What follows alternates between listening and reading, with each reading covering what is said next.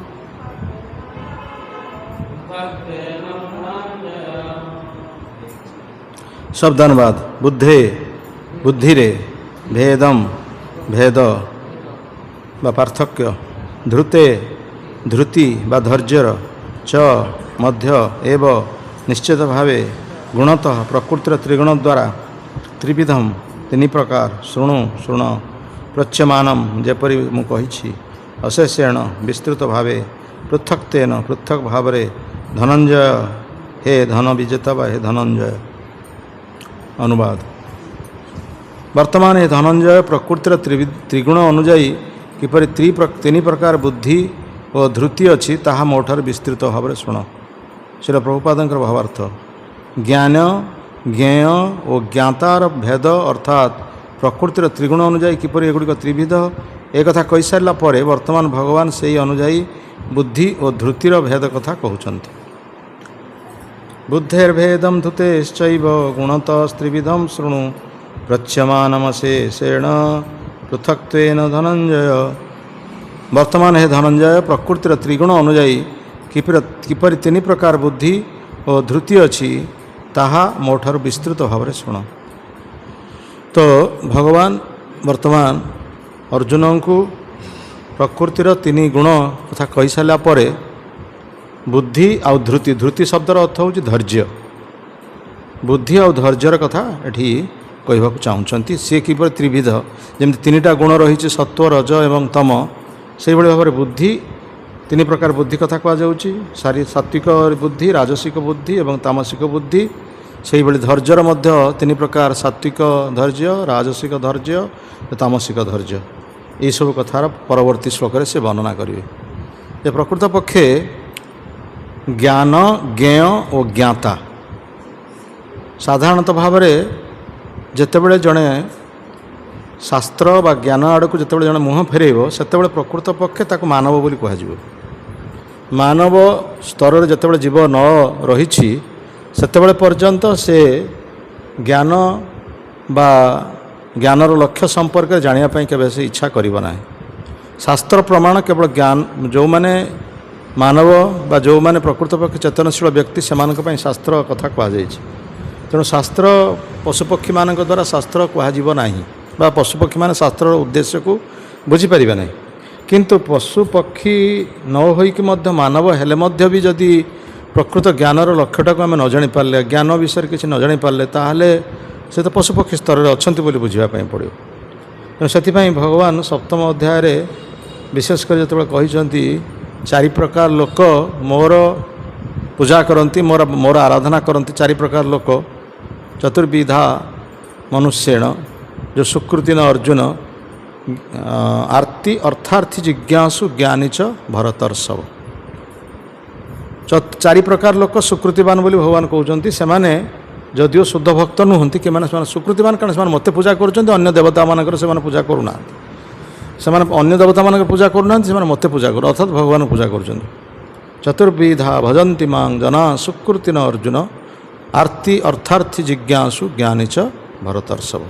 ତେଣୁ ଏଇ ଯେଉଁ ଚାରି ପ୍ରକାର କଥା କୁହାଯାଉଛି, ସେମାନେ ହେଉଛନ୍ତି ଆର୍ତି, ମାନେ ଯିଏ ଦୁଃଖରେ ପଡ଼ିଛି, ଅର୍ଥାର୍ଥୀ ଯାହାର ବିଭିନ୍ନ ପ୍ରକାର କାମନା ଅଛି, ଆଉ ଯେଉଁମାନେ ପ୍ରକୃତ ପକ୍ଷେ କିଛି ଜିଜ୍ଞାସା ଯାହାର ଅଛି, ପ୍ରଶ୍ନ ଯାହାର ଅଛି, ଆଉ ଯେଉଁମାନେ ଜ୍ଞାନୀ। ତେଣୁ ଏଇ ଯେଉଁ ଚାରି ପ୍ରକାର ଲୋକମାନଙ୍କ ଭିତରୁ ଦୁଇ ପ୍ରକାର ଲୋକ ଯିଏକି ଆର୍ତି ଏବଂ ଅର୍ଥାର୍ଥୀ, ସେମାନଙ୍କର ଯେତେବେଳେ କାମନା ପୂରଣ ହୋଇଯିବ ସେମାନେ ଆଉ ମୋତେ ଡାକିବେ ନାହିଁ। ତେଣୁ ସେମାନଙ୍କର ପତନ ହେବାର ସମ୍ଭାବନା ଅଛି। ସେମାନେ କେବଳ ଦୁଃଖରେ ପଡ଼ିଛନ୍ତି ବା ତାଙ୍କର ବିଭିନ୍ନ ପ୍ରକାର କାମନା ରହିଥିବା ହେତୁ ସେମାନେ ମୋତେ ଡାକୁଛନ୍ତି, କିନ୍ତୁ ସେମାନେ ଯେତେବେଳେ ତାଙ୍କର କାମନା ପୂରଣ ହୋଇଯିବ ସେମାନେ ଆଉ ଡାକିବେ ନାହିଁ।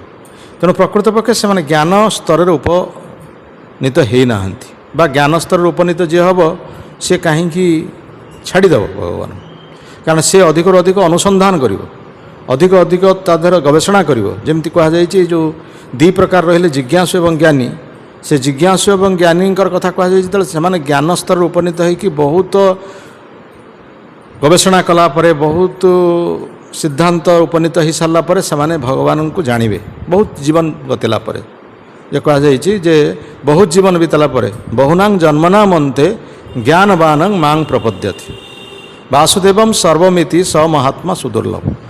ଯେଉଁମାନେ ଜ୍ଞାନୀ ଅର୍ଥାତ୍ ଯଦିଓ ସେମାନେ ଭକ୍ତ ସ୍ତରରେ ନଥାନ୍ତି ବା ଶୁଦ୍ଧ ଭକ୍ତି ସ୍ତରରେ ନଥାନ୍ତି, ତଥାପି ମଧ୍ୟ ସେମାନେ ଭକ୍ତ ହେଇପାରିବେ, ସେମାନେ ମାନେ ଭକ୍ତ ସ୍ତରକୁ ସେମାନେ ଆସିପାରିବେ।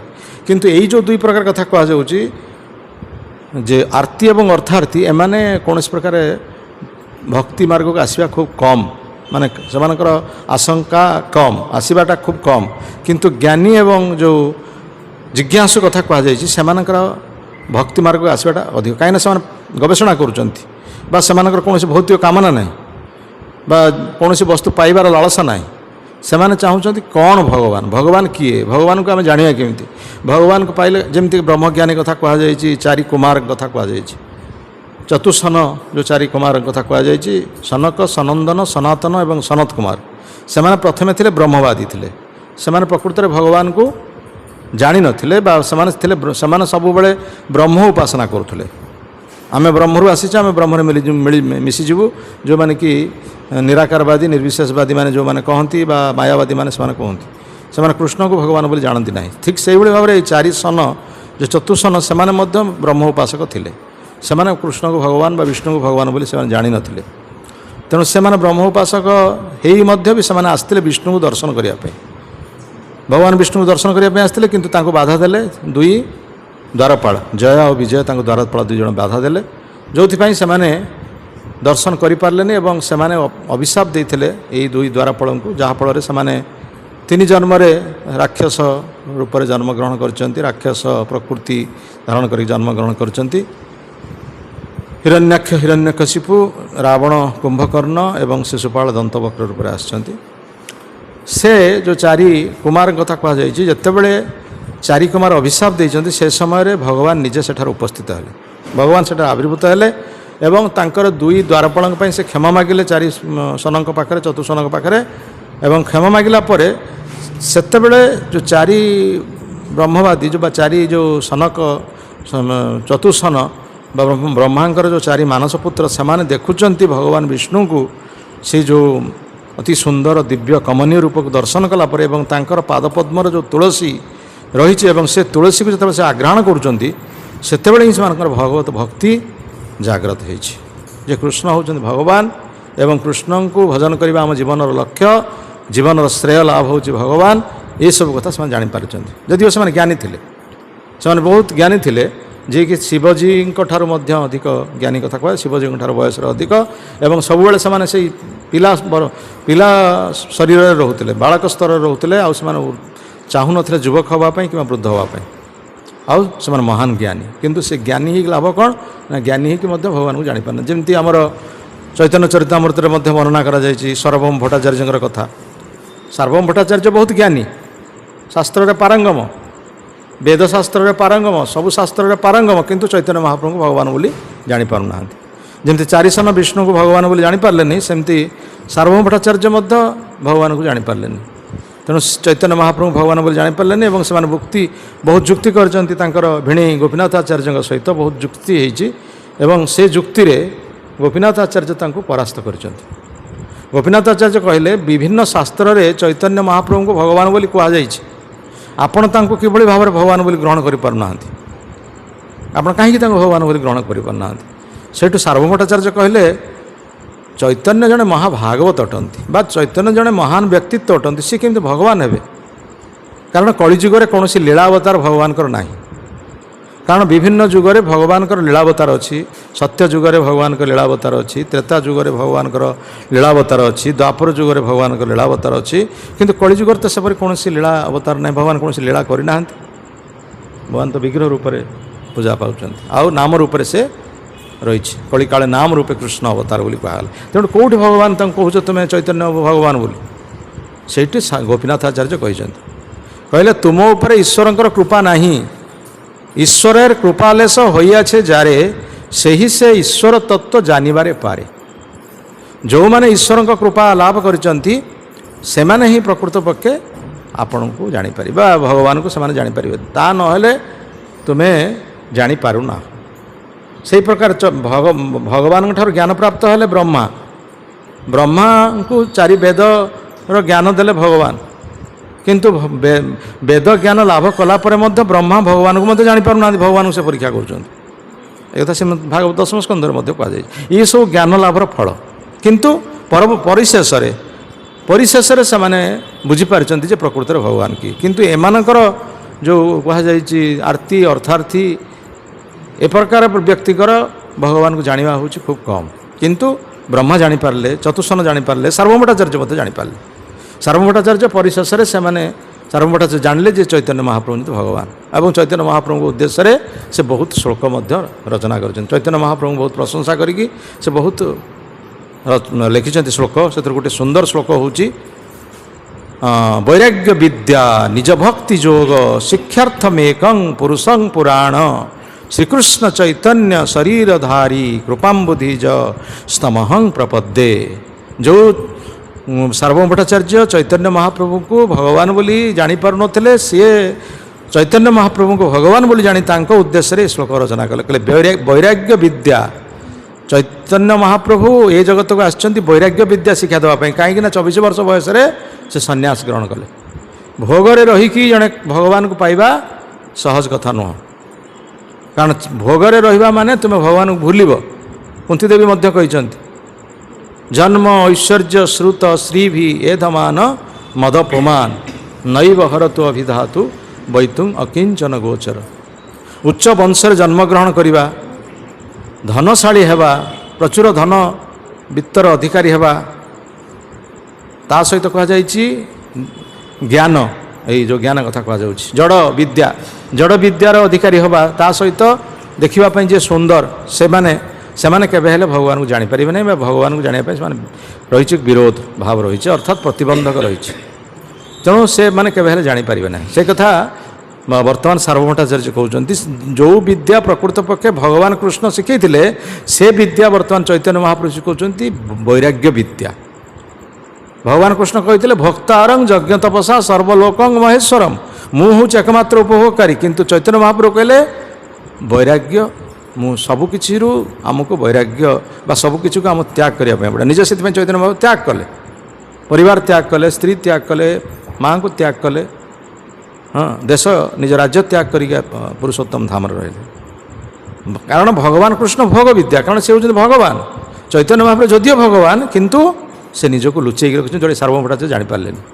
ସେ ଗୁପ୍ତ ଭାବରେ ରଖୁଛନ୍ତି, ନା ମୁଁ ଭଗବାନ ନୁହେଁ, କିନ୍ତୁ ସେ ହେଉଛନ୍ତି ଭଗବାନ, ଶାସ୍ତ୍ରରେ କୁହାଯାଇଛି। କିନ୍ତୁ ସେ କି ବିଦ୍ୟା ଶିଖୁଛନ୍ତି? ନା ବୈରାଗ୍ୟ ବିଦ୍ୟା। ବୈରାଗ୍ୟ ବିଦ୍ୟା ନିଜ ଭକ୍ତି ଯୋଗ ଶିକ୍ଷାର୍ଥଂ ମେକଂ ପୁରୁଷ ପୁରାଣ। ତାହାକୁ ଶିକ୍ଷା ଦେବା ପାଇଁ, ବୈରାଗ୍ୟ ବିଦ୍ୟାଟା ଶିକ୍ଷା ଦେବା ପାଇଁ ନିଜେ ବୈରାଗ୍ୟ ବିଦ୍ୟାକୁ ଅନୁସରଣ କରିଛନ୍ତି ଏବଂ ନିଜେ ବୈରାଗ୍ୟ ଅବଲମ୍ବନ କରିଛନ୍ତି। ବୈରାଗ୍ୟର ମୂର୍ତ୍ତିମନ୍ତ ପ୍ରତୀକ ହେଉଛନ୍ତି ସାର୍ବଭୌମ ଚୈତନ୍ୟ ମହାପ୍ରଭୁ ଏବଂ ତାଙ୍କର ପାର୍ଷଦମାନେ ମଧ୍ୟ, ଯେଉଁ ଚୈତନ୍ୟ ମହାପ୍ରଭୁ ପାର୍ଷଦମାନେ ମଧ୍ୟ ସେମାନେ ମଧ୍ୟ ବୈରାଗ୍ୟ ବିଦ୍ୟାକୁ ଗ୍ରହଣ କରିଛନ୍ତି। ତାଙ୍କର ଗୁରୁ ଯେଭଳି ଭାବରେ ଗ୍ରହଣ କଲେ ଶିଷ୍ୟମାନେ ମଧ୍ୟ ସେମିତି रूप गोस्वामी सनातन गोस्वामी एमाने सब थिले बड़ जमीदार परिवार थिले ब्राह्मण परिवार थिले बहुत धन थिला चाकरी करथिले प्रधानमंत्री थिले आउ अर्थमंत्री थिले माने फाइनेंस मिनिस्टर प्राइम मिनिस्टर एमाने सब थिले हुसैन शाह के पाखरे किंतु से सब त्याग करदेले रूप गोस्वामी सनातन तांकर नाम मध्य परिवर्तन होइतिला दबीर खास साकर मल्लिक तांकर नाम परिवर्तन होइतिला किंतु से सब को त्याग करी से माने चैतन्य महाप्रभुंकर पाखरे आसिकी भक्ति जोग उपस्थापन कले भक्ति जोगर शास्त्र रचना कले सदाचार प्रकाश कले वृंदावन रे विभिन्न तीर्थस्थान को उद्धार कले विग्रह पूजा केमती करा जिवो ता व्यवस्था कले शास्त्र रचना कले ये सब भाव में से ता सहित रघुनाथ दास गोस्वामी जे कि जमीदार परिवार थिले किंतु जमीदार परिवार को जमीदार वंश को से ठक्कर मारिक आसिले गोईठा मारिक आसिले चैतन्य महाप्रभु संगे रही एवं से कहले जे वैराग्यर कृत्य सदा नाम संकीर्तन शाकपत्र फलमूल उदर भरण वैराग्यर काम हो नाम संकीर्तन करवा शागपत्र जहाँ फल मिल नहीं उदर तेणु चैतन्य महाप्रभुर पार्षद मैंने वैराग्य विद्या को ग्रहण कर वैराग्य विद्या निज भक्ति जोग शिक्षार्थम एक जे शिक्षा देवाई आसि पुराण पुरुष जे स्वयं भगवान कृष्ण श्रीकृष्ण चैतन्य जे श्रीकृष्ण चैतन्य शरीरधारी शरीर धारण करचंती एवं मु तांको निकटरे प्रपन्न होचे मु तांको निकटरे निजको अर्पण करूची शिक्षार्थमेकं पुरुष पुराण श्रीकृष्ण चैतन्य शरीरधारी कृपाम्बुधि जस्तमहं प्रपद्य मु तांको ठारे प्रपन्न होची तेणु ये हूँ चैतन्य महाप्रभुंकर जे निजको भगवान बोली परिचित न करवा जो सार्वभौम भट्टाचार्य ज्ञानी होगी जानी पार्लेनी ब्रह्मा ज्ञानी होगी भगवान को जानी पार्लेनी जे अईठा खाऊँ भगवान गोपाल बालकठू कहले ये कौन मोर भगवान तेणु सी निजे परीक्षा कले परीक्षा करी गोपाल बालक गाभीवत्सा को नहीं गले तापर से कहते श्लोक अच्छी दशम स्कंद भागवत अथापि ते देव पदाम्बुजद्वय प्रसाद लेसानु गृहीत एव हि जानाति तत्व भगवन् महिम्न न चांस एकोपि चिरंग विच्छिन्न ज्ञानी ही कौन से कहते अथापि ते देव पदाम्बुजद्वय जेते दिन पर्यंत जड़े भगवानंकर पादपद्मर कृपा लाभ न करिछि सेते दिन पर्यंत तुम्हें जेते ज्ञानी जेते बुद्धिमान जेते जहाँ कह जाए विद्वान जहाँ हो ना कहीं तुम्हें केबे हेले भगवान को जानी पारिबो नाही तेणु तांकर पादपद्मर कृपा तुमको लाभ करने पड़ो मु तांकर कृपा प्राप्त हो पारि नाही जो मु प्रभु को मु परीक्षा कली तेणु से कहुई अथापि ते देव पदाम्बुजद्वय प्रसाद लेशानुगृहीत एव हि जानाति तत्व जितेबाला से भगवान कृपा पादपद्मर कृपा लाभ कर से भगवान तत्वटा को जापर से तो गीतार भगवान कहले हाँ प्रणिपातेन परिप्रश्नेन सेवया तद्विद्धि प्रणिपातेन परिप्रश्नेन सेवया उपदेक्ष्यन्ति ते गुरु ज्ञानिन तत्वदर्शिन तुम्हें जदि प्रकृत में गुरुंग ठार ज्ञान लाभ करने को इच्छा कर पाखे जाकि वितंडा जुक्ति कर नाही बा तांको सहित जाकि अजथा जुक्ति कर नाही प्रथमे तांको प्रणाम कर तांको सेवा कर तापरे तांको निकट में नम्रता पूर्वक प्रश्न कर ताहेले ही गुरुंग निकट तत्व प्राप्त हो भगवान तत्व बुझाटा तो सहज नुहे भगवान तो गीतार कहले जन्म कर्म चमेव दिव्यम एवं जो वेति तत्वतः त्यक्ता देह पुनर्जन्म नयति मामेति अर्जुन मोर जन्म एवं मोर कर्म को तुम्हें केबे हेले निजर बुद्धि जापर ना यहाँ तत्व जानापी पड़ो जे तत्वज्ञ बा गुरु तांको निकट ये विद्या को शिक्षा करने पड़ो तेणु तांको ये विद्या शिक्षा कले तुम्हें जापर मोर जन्म एवं मोर कर्म ये भगवान जन्माष्टमी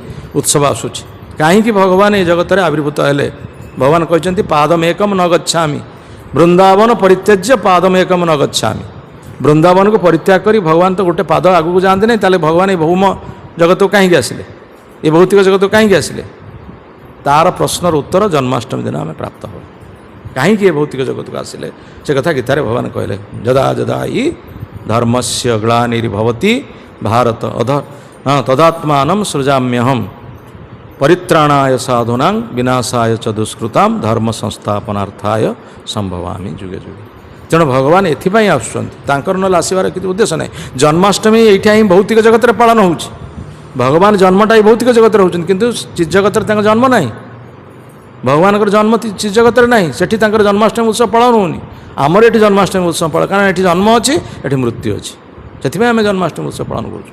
କିନ୍ତୁ ଭଗବାନଙ୍କର ଜନ୍ମ ଆଉ ମଣିଷର ଜନ୍ମ ଭିତରେ ପାର୍ଥକ୍ୟ ଅଛି। ଯେଉଁମାନେ ଜ୍ଞାନୀ, ଯେଉଁମାନେ ତତ୍ତ୍ୱଜ୍ଞାନୀ, ଯେଉଁମାନେ ତତ୍ତ୍ୱଜ୍ଞାନ ଲାଭ କରୁଛନ୍ତି ସେମାନେ ହିଁ ବୁଝିପାରିବେ। ସେଥିପାଇଁ ଏଠି ଏ କଥା କୁହାଗଲା ଜ୍ଞାନ ଆଉ ଜ୍ଞେୟ ଆଉ ଜ୍ଞାତା। ଜ୍ଞାନଟା କି ପ୍ରକାର ଜ୍ଞାନ ହେବା ଉଚିତ, ଦୁଇ ପ୍ରକାର ଜ୍ଞାନ କଥା କୁହାଯାଇଛି। ଗୋଟେ ପରାବିଦ୍ୟା, ଗୋଟେ ଅପରାବିଦ୍ୟା, ଗୋଟେ ଜଡ଼ ବିଦ୍ୟା, ଗୋଟେ ଚିତ୍ ବିଦ୍ୟା। ତେଣୁ ଜଡ଼ ବିଦ୍ୟାର ଯେଉଁମାନେ ଅଧିକାରୀ ସେମାନେ ପ୍ରକୃତରେ ତାଙ୍କୁ ଜ୍ଞାନୀ କୁହାଯିବ ନାହିଁ। ଯେଉଁମାନେ ଚିତ୍ ବିଦ୍ୟା ଅର୍ଥାତ୍ ଆଧ୍ୟାତ୍ମିକ ବିଦ୍ୟା ଯେଉଁମାନେ ଆହରଣ କରୁଛନ୍ତି, ବିଦ୍ୟା ବଧୂ ଜୀବନମ୍। ମହାପ୍ରଭୁ ପ୍ରଥମ ଶିକ୍ଷାଷ୍ଟକରେ କହିଲେ ଯେ ବିଦ୍ୟାଟା ହେଉଛି ବହୁ ଭଳି, ଜଡ଼ ବିଦ୍ୟା କେବେ ବହୁ ଭଳି ହେବ ନାହିଁ। ବିଦ୍ୟାଂ ଦଦାତି ବିନୟମ୍ ଲୋଭ ପାପସ୍ୟ କାରଣମ୍। ବିଦ୍ୟାଟା ନମ୍ରତା ଆଣିଦେବ। ତେଣୁ ପ୍ରକୃତ ବିଦ୍ୟା ଯିଏ ଆହରଣ କରିବ ସିଏ ହିଁ ତାଙ୍କୁ ଜ୍ଞାନୀ ବୋଲି କୁହାଯିବ। ଯେମିତି ସାର୍ବଭୌମ ଭଟ୍ଟାଚାର୍ଯ୍ୟ ଜ୍ଞାନୀ ହେଲେ ମଧ୍ୟ ଭଗବାନ ଜାଣିପାରିଲେନି। ଗୋପୀନାଥ ଆଚାର୍ଯ୍ୟ ସିଏ ପ୍ରକୃତରେ ଭଗବତ ବିଦ୍ୟା ଆହରଣ କରିଥିବ ବୋଲି ସାର୍ବଭୌମ ଭଟ୍ଟାଚାର୍ଯ୍ୟଙ୍କୁ ବୁଝେଇଲେ।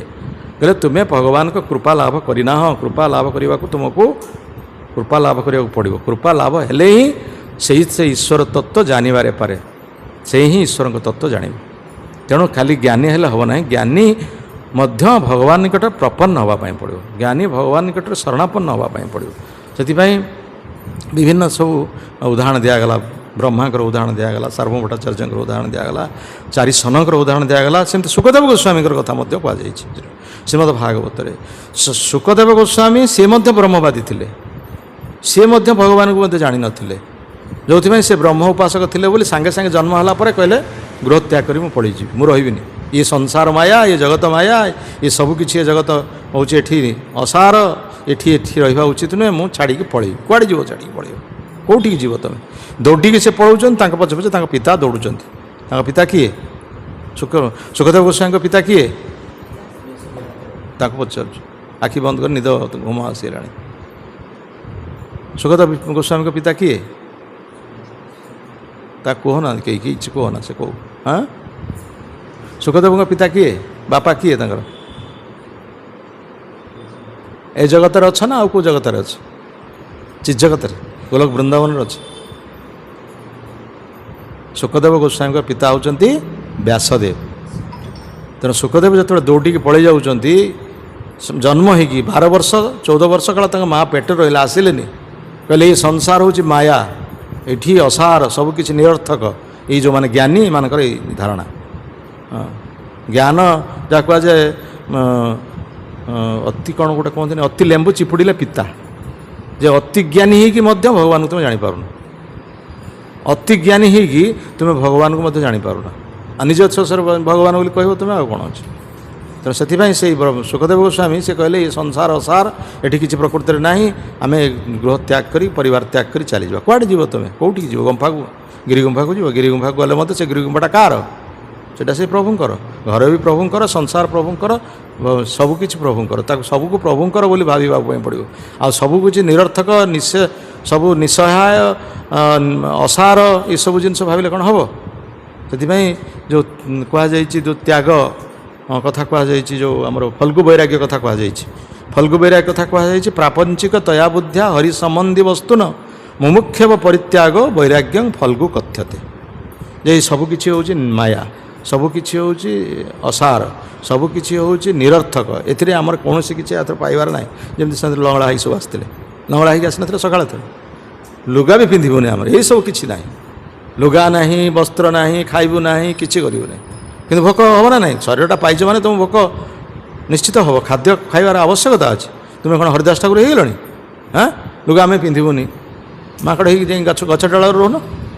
ମାଙ୍କଡ଼ ମଧ୍ୟ ଲଙ୍ଗଳା, ତୁମେ ତ ଲଙ୍ଗଳା ହେଇଛ, ଯା ଗଛ ଡାଳରେ ରୁହ, କାହିଁ ଘରେ ବୁଲୁଛ ଆସିକି? ପରିସ୍ରା କରିବାକୁ ଯାଉଛୁ କାହିଁ ପାଇଖାନା ଭିତରୁ? ତୁ ପରିସ୍ରା କରି ଛିଡ଼ା ହେଇ ଲୋକଙ୍କ ଆଗରେ ପରିସ୍ରା କର, ପାଇଖାନା ଘରୁ କାହିଁ ଯାଉଛୁ?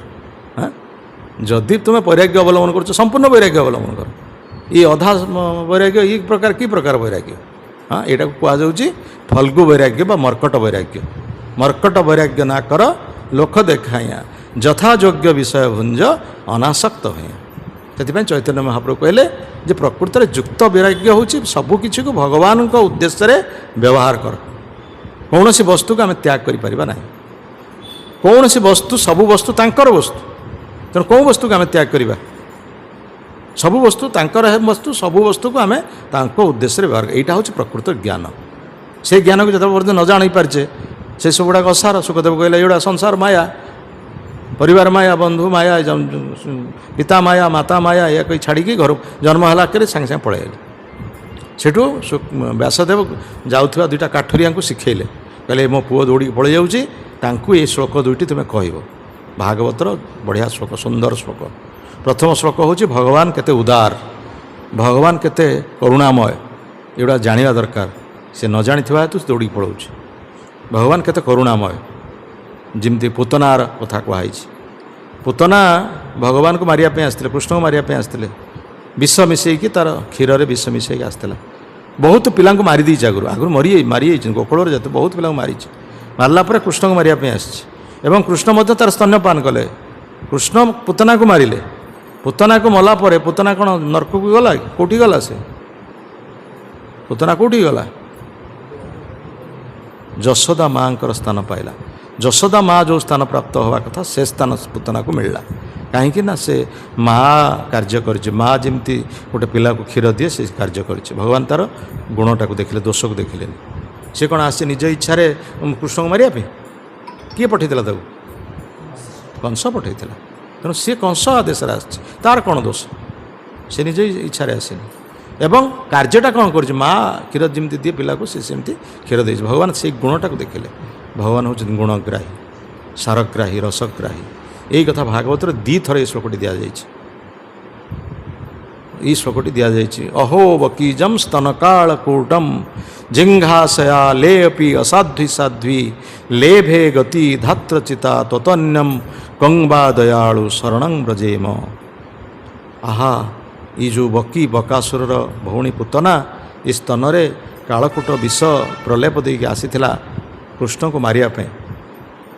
ଲେଭେ ଗତି ଧାତ୍ରଚିତା ତତ୍ତ୍ୱନ୍ୟଂ, କିନ୍ତୁ ଭଗବାନ ତାଙ୍କୁ ଧାଇ, ଯଶୋଦା ମା ଯେମିତି ମାର କାର୍ଯ୍ୟ କଲେ, ଧାଇ ମା କାର୍ଯ୍ୟ କରିଛି ପୁତନା। ତେଣୁ ସେ ପ୍ରକାର ଧାଇର ସ୍ଥାନ ପାଇଲା। ତେଣୁ ଏ ପ୍ରକାର ଯେଉଁ ଦୟାଳୁ, କଙ୍ବା ଦୟାଳୁ, ଏଭଳି ଦୟାଳୁ ଭଗବାନଙ୍କୁ ଛାଡ଼ିକି ତୁମେ କୁଆଡ଼େ ଯିବ? କେଉଁଠି ଛାଡ଼ିକି ତୁମେ ପଳେଇବ ସୁଖଦେବ? ଯେଉଁ ଭଗବାନ ପୁତନାକୁ ଯଶୋଦା ମାଙ୍କର ସ୍ଥାନ ଦେଇଦେଲେ, ଏତେ ସୁନ୍ଦର କଥା ଭାଗବତରେ ଅଛି, ତାକୁ ଛାଡ଼ିକି ତୁମେ ପଳେଇ ଯାଉଛ? ସେଇ କଥା ତ ଶୁଣିଲେ ସୁଖଦେବ କହିଲେ, ଆରେ ଏଇ ଶ୍ଲୋକଟା କେଉଁଠୁ ଆସିଛି? ଏତେ ସୁନ୍ଦର ଶ୍ଲୋକ ତୁମେ କେଉଁଠୁ ଶିଖିଲ? ନା ଏଇଟା ଭାଗବତର ଶ୍ଲୋକ।